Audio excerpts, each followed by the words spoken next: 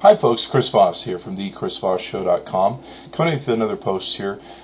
Be sure to check out my new tweet ups that we've launched in Las Vegas, Phoenix, Dallas, and Salt Lake City. They're coming up. The Chris Voss Tweet Up series, and I'll be going out and visiting. We'll have a lot of great sponsors and some speakers, and it'll be a lot of fun. So anyway, be sure to check those out. One thing I want to talk to you about, I hate hypocrisy. I think if you've ever heard me get upset in any of my recordings, it's over hypocrisy.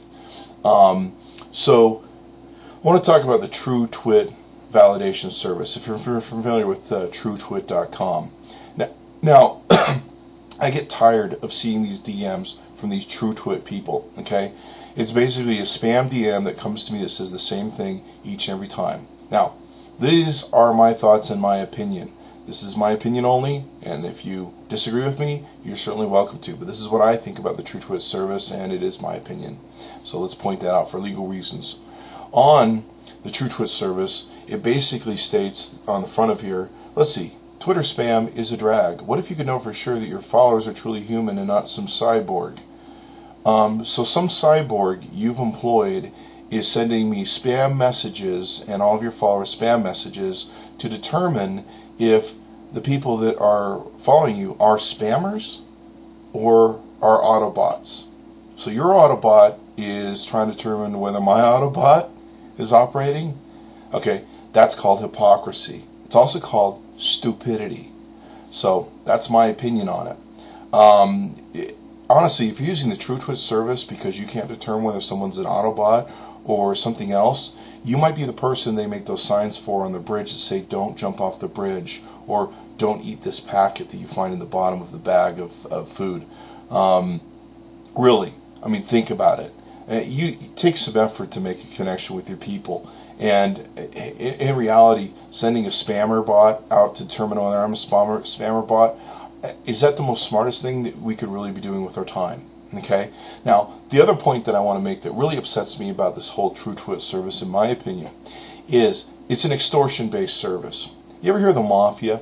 The mafia used to come out and knock on your retail door and would be like, hey, you know what? People in the area are paying for protection because there's a lot of bad things that can happen out there. So you should pay for protection.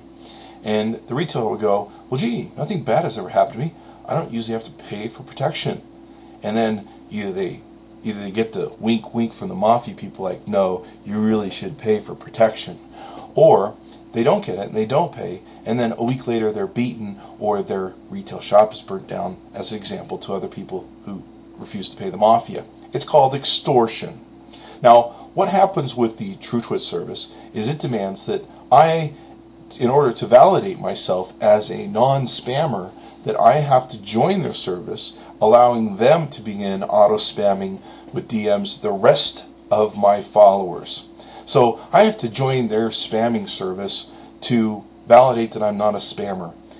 Okay, did this conversation just get even more stupider? Wow. Okay, so the only thing I ask is if you're using TrueTwit service, take my opinion and determine what might be the best course of action for you to utilize.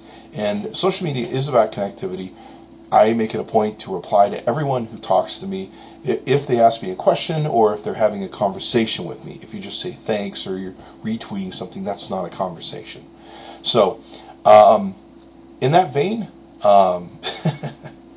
wow, I'm just stunned that people still use this service. It's just it's extraordinarily maddening that anybody can logically think that this is a plausible technique to use. And that's my opinion. The Chris Voss Show, over and out. Bye-bye.